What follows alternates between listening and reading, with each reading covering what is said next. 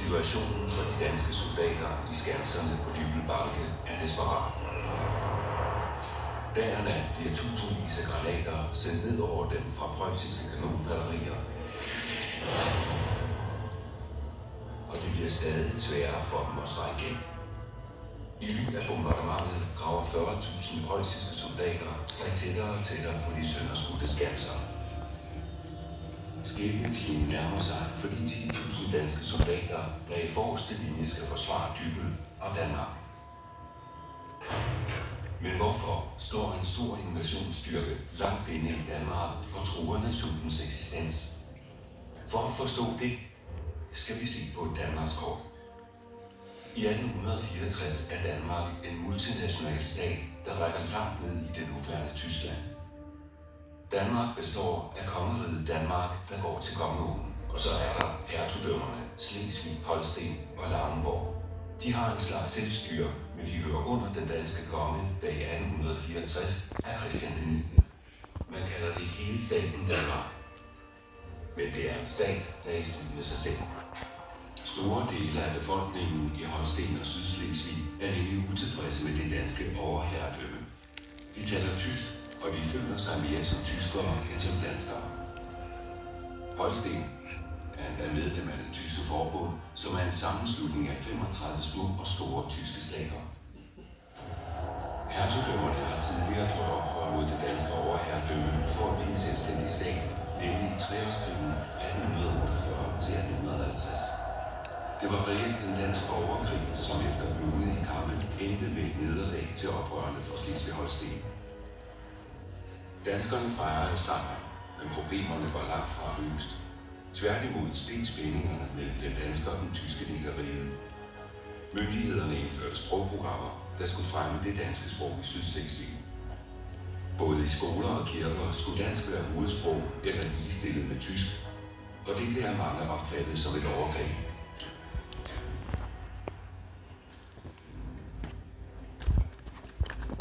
I begyndelsen af 1860'erne er samarbejdet mellem landsdelene blevet faretruende dårligt. Den multinationale helstat står alvorlige revner, og politikerne må finde en løsning. Det sker i København i november 1863. Den danske regering beslutter at udskille Holsten fra rigsfællesskabet. Der skal trækkes en ny grænse ved Ejderen, og Slesvig skal knyttes til Danmark gennem en fælles aftale, den såkaldte novemberforfatning. Der er bare et problem. Danmark har tidligere lovet sine tyske naboer, at man aldrig vil indlemme Slesvig i kongeriget. Så beslutningen om at knytte Slesvig tættere til sig og smide Holsten og Lauenborg ud af rigsfællesskabet er en voldsom provokation af de tyske stater. I Berlin sidder der en mand, der følger udviklingen nøje. En mand, der har brug for en krig. Det er Otto von Bismarck, ministerpræsident i staten Preussen. Bismarck drømmer om et samlet Tyskland under preussisk lederskab, hvor han ved, at en hurtig og en snel krig vil skabe patriotisme og gøre det lettere for ham at samle det tyske folk under den preussiske kong Wilhelm den første. Da danskerne tager skridt til at knytte Slesvig tættere til Danmark, får Bismarck den chance, han drømmer om. Nemlig at optræde som befrier af den undertrykte, tysksindede befolkning i Slesvig. Men inden Bismarck går i aktion, sikrer han sig opbakning fra et andet magtfuldt medlem af det tyske forbund, Østrig. Det er en alliance, der få år senere skal ende i fjendskab, men ved udgangen af 1863 går de to stormagter sammen om at erklære Danmark krig. I januar 1864 sætter næsten 60.000 preussiske og østrigske soldater afsted mod Danmark.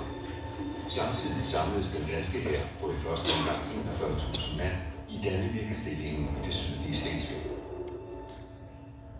Her findes et ældgammelt forsvarsværk, som danskerne få år forinden har moderniseret med skanser og kanonstillinger. Dannevirke er i både øst og vest beskyttet af oversvømmede områder og dybe fjorde, som er svære at placere for angriberne. Den danske generalstabsplan er at stoppe invasionsstyrken ved Dannevirke-fæstningen. Den 2. februar går det løs ved den lille landsby Mysunde. Preusserne angriber den lille danske forsvarsstilling med artilleri og fodfolk. Men efter hårde kampe og stormangreb på skanserne, lykkedes det danskerne at slå angriberne tilbage. Men allerede dagen efter slår østrigerne til på selve Dannevirke-fæstningen. Og nu går det ikke godt for danskerne. De mister hele fortegnet, hvilket er en alvorlig trussel mod fæstningen.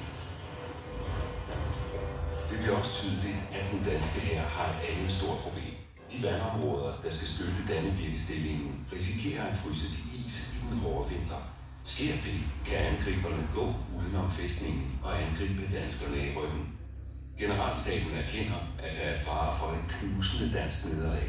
Derfor beslutter man sig for et militært fokusstykke, nemlig at narre fjenden ved i løbet af en nat at trække hele den danske hær tilbage fra Dannevirke. I løbet af aftenen den 5. februar sniger hele den danske hær sig ud af Dannevirke og begynder tilbagetoget. Østrigerne opdager tricket, da de næste morgen forsigtigt nærmer sig Dannevirke og kun finder nogle væltede hestevogne og ødelagte kanoner. De sætter straks efter den danske hær, der endnu ikke er nået til Flensborg med alle enheder. Ved Sankt Mark Sø kommer det til et voldsomt slag. En stor østrigsk styrke går løs på den danske bagtrop, der har ordre til at stoppe fjenden og beskytte danskernes tilbagetog. Danskerne stiller sig op i karréformationer og står fast. Slaget bølger frem og tilbage hele eftermiddagen, men det lykkedes danskerne at standse fjenden, dog med store tab. 210 døde og sårede, samt over 500 til fremtagende. Også østrigerne betaler dyrt med 680 døde og sårede. Efter slaget lykkedes det resten af den danske hær at komme op til Dybbøl Bakke og i sikkerhed.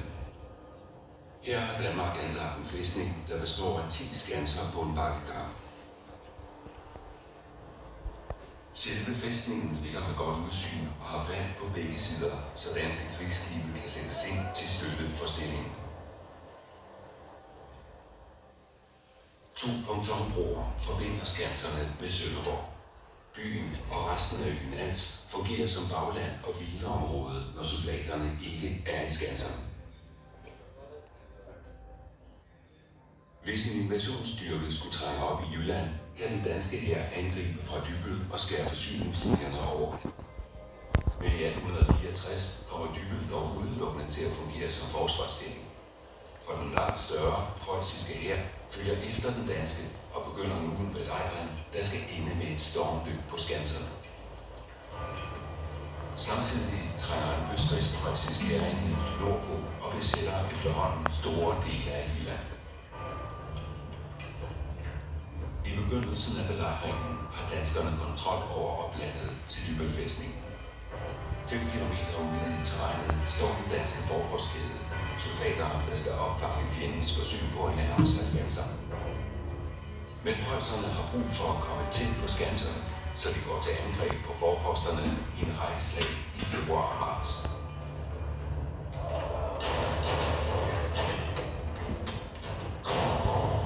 Der kæmpes i grøfter og i små landsbyer. Dybbøl by bliver ødelagt, og efterhånden presses danskerne tilbage til skanserne. Samtidig opstiller preusserne kanonbatterier, der beskyder de danske skanser.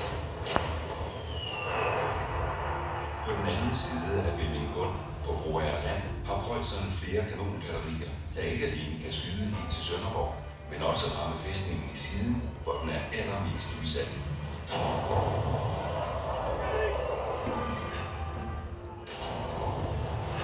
Preusserne har indsat moderne, såkaldt riflede bagladekanoner, der kan skyde længere og mere præcist end de danske kanoner.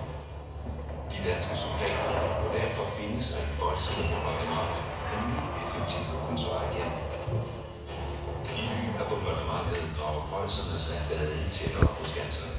De anlægger et mønster af løbegrave, der skal bringe dem så tæt på skanserne, at de på et passende tidspunkt kan springe op og storme dem.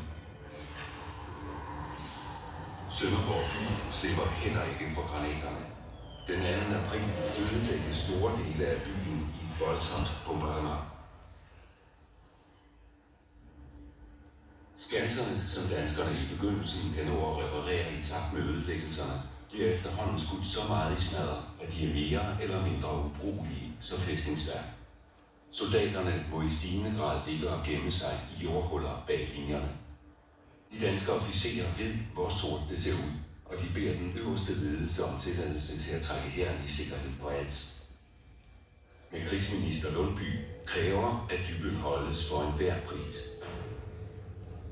Endnu et tilbagetog vil svække Danmarks muligheder ved en kommende fredsforhandling, er beskeden fra København.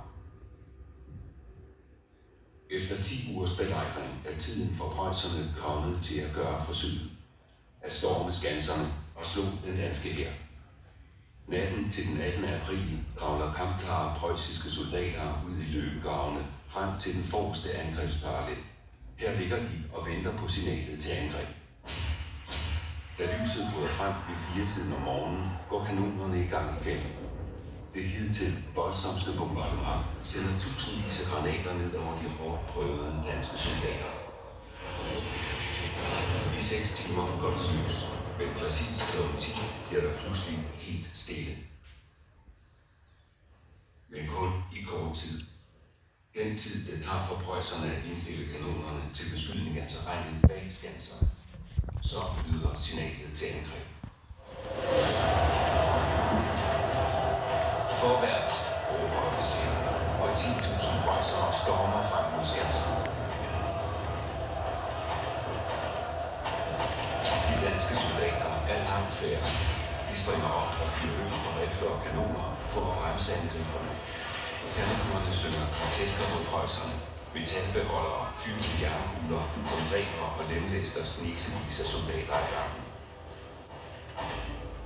Alligevel er preusserne hurtigt oppe på brystværnet, hvor det kommer til grufulde nærkampe på bajonetter og riffelgolver.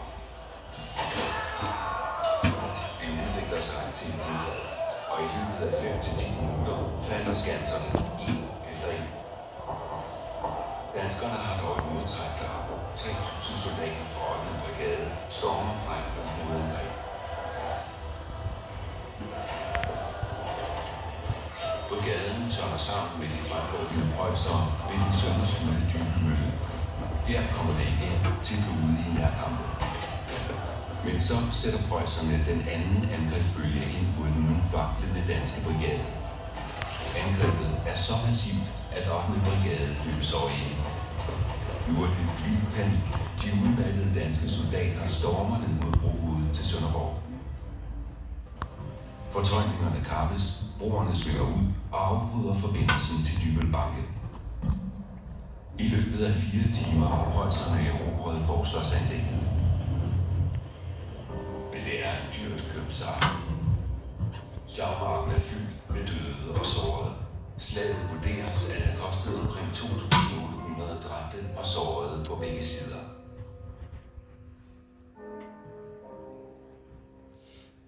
I Berlin fejres sejren med parader og fest i gaderne.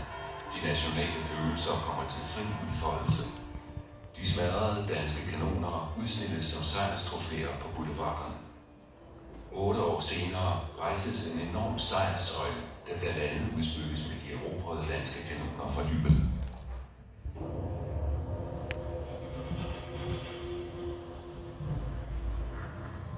Efter slaget ved Dybbøl ligger danskerne og preusserne over for hinanden ved sundet mellem Dybbøl og Als. Der er våbenhvile, og der indledes forhandlinger om fred i London. Den danske regering med statsminister D.G. Monrad i spidsen er oppe mod den preussiske ministerpræsident Otto von Bismarck. Som sejrherre har han gode kort på hånden. Bismarck foreslår at dele Slesvig ved en grænse fra Tønder til Åbenrå. Et forslag, som den danske regering pure nægter at gå ind på. Forhandlingerne bryder sammen, våbenhvilen ophæves, og Bismarck reagerer lynhurtigt.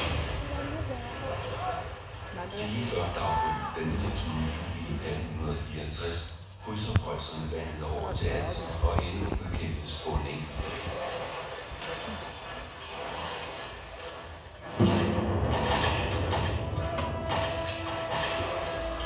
3.000 danske soldater dræbes, såres eller tages til fange. Resterne af hæren flygter til Fyn, og nu er det reelt Danmarks eksistens som selvstændig stat, der trues. For hvornår vil preusserne angribe Fyn og Sjælland og erobre selveste København? Det går op for regeringen, at situationen er katastrofal. En ny våbenhvile indgås, og nu må danskerne acceptere krav, der er langt hårdere end de først fremsatte. Grænsen trækkes nu ved Kongeugen. Danmark mister hele Slesvig-Holsten og Lauenborg. Næsten halvdelen af den danske stats befolkning og 40% af landarealet bliver tysk. Nederlaget er totalt. Danmark er blevet en småstat. Samtidig går Bismarck videre med at realisere sine stormagtsdrømme. I to voldsomme krige i 1866 og 1871 besejrer han først Østrig, dernæst Frankrig, hvorefter Preussens konge, Wilhelm I, kan udnævne sig til kejser for det nye tyske kejserrige. I Danmark drejer det sig derimod om at overleve som stat og nation. I 56 år er Sønderjylland tysk. Først i 1920 kommer det nuværende Sønderjylland igen under dansk herredømme. Denne gang sker det fredeligt. Folket stemmer om deling af Slesvig, og en ny grænse trækkes nord for Flensborg. Her går grænsen den dag i dag.